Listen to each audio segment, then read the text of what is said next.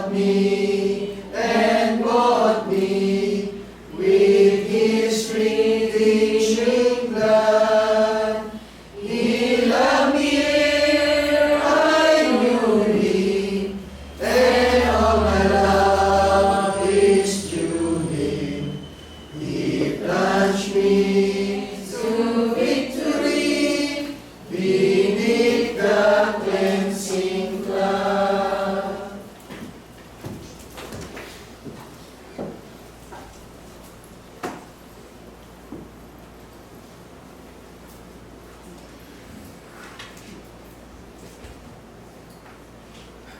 Isang mapagpalang umaga po muli sa inyong lahat. At ang paksa po ay kadugtong din nung paksa ni Brother Nahom dahil sabi namin yung nakaraan linggo ay tatalakayin namin. Sabi ko nga parang ayaw ko nang tumayo dahil almost same lang. Pero may kunting pagkakaiba lang dahil walang ibang audience natin na may papatungkol lang sana tayo. So, bali, ganun pa man, ay kailangan natin magpatuloy. So, medyo hahaba lang ako ng konti. 20 minutes po. Hingi lang po ako ng 20 minutes. Sana ay ibigay niyo po sa akin. So, sa umaga pong ito, dumakop tayo doon sa aking linihandang paksa na patungkol sa lalaki at babae. Kasi nga po, ang tanong dyan ng nakaraan, dapat bang magpasakop yung babae sa lalaki? Na nasagot naman ni Brother Nahom. So, sa umaga pong ito ay medyo ilihis ko ng konti. Ano po, dahil nung una, ang Diyos na makapangyarihan sa lahat ay naglalang ng isang uri na kawangis nila. Dahil nila sa Genesis 1:26 ay nasabi niya, lalangin natin ang tao sa ating larawan. Kaya sila yung naglalang. Kasama po ang ating Panginoon Kristo. So nilalang ng Diyos ang tao na lalaki at babae. Nilagan ko ng lamang. Though wala nang nakalagay yan sa Biblia. Dahil merong nag-aabila dito na sabi nila, bakit yung mga bading daw, yung mga bakla, ginawa kaming ganito, sabi nila. Ginawa kami ng Diyos na ganito. Meron pa ako na-encounter na ganyan na kung ang ginawa ng Diyos ay lalaki at babae, sabi niya, bakit kami ginawang ganito? Ng Diyos. Ang sabi ko naman dun sa kaibigan ko po siya sabi ko naman sa kanya, sa simula pa lang, hindi ka na ganyan. Hindi ka ganyan. Kasi nung pinanganak ka ng nanay mo, lalaki ka. Ang problema lang, doon sa surroundings na pinuntahan mo, mayroong tinatawag na, masasabi natin, bakla. Kasi, ayon sa akin pong mga na-experience, na encounter, ang kabaklaan ay na-acquire. Kung sino yung madalas mong nakakasama.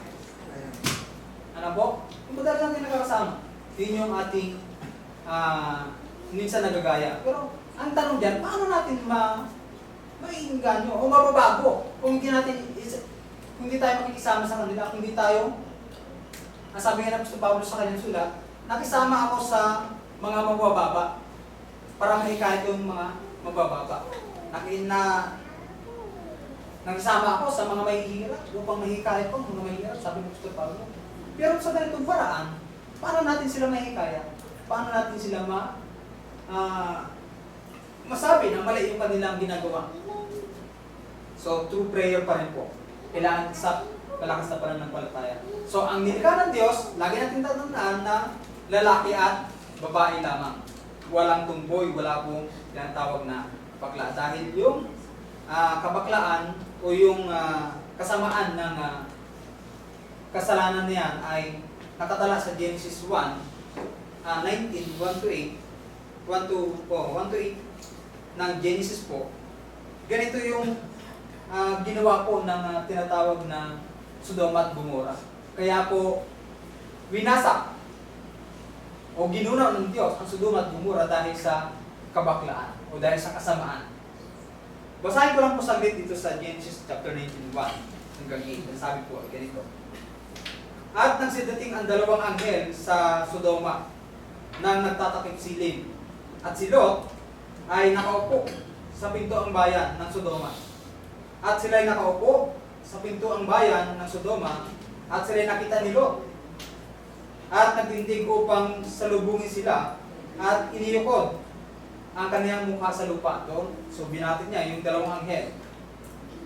Sa verse 2, at nagsabi, ngayon nga, mga Panginoon ko, ipinamamanid ko sa inyo na kayo'y magsiliko at magsipasok sa bahay ng inyong lingkod at kayo'y matira sa bahay ng magdamag at maghugas ng inyong mga paa at sa madaling araw ay magsibangon kayo at magpatuloy sa inyong paglalakad.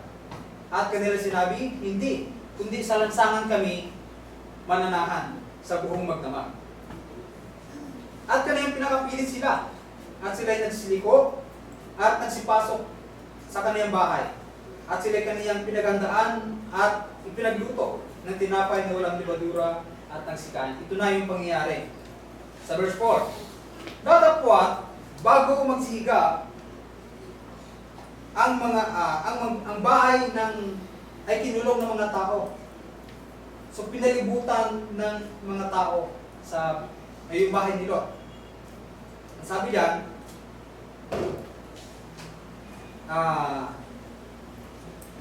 binalutan ng mga binata at gayon din ng mga matatanda, mga lalaki, ng buong, ang sabi sa verse 5, at kanilang tinawagan si Lot na sinasabi, saan naroon ang lalaking dumating sa inyo? So gusto nilang hanapin yung mga lalaki.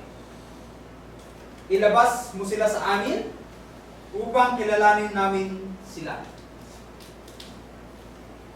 At nilabas sila ni Lot sa pintuan at isinara ang pinto sa kanyang likuran. So, pag bukas siya ng pinto, sinara niya.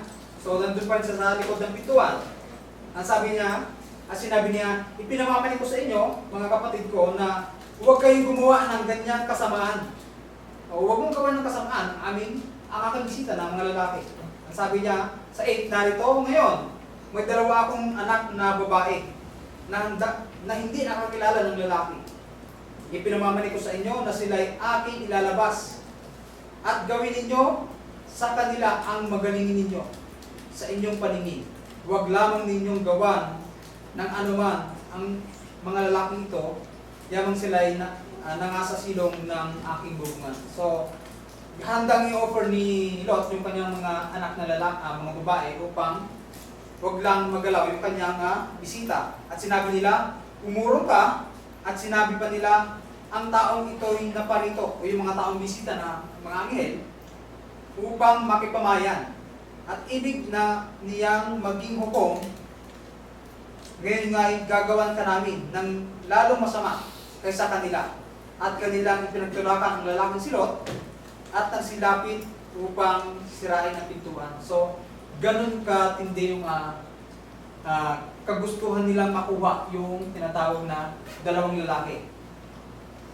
Paano nasabi na bakit kabaklaan ang nangyari dito? Dahil mga binata at mga matatandang lalaki ang gustong pumasok. Gustong kunin yung tinatawag na dalawang bisita ni Lot.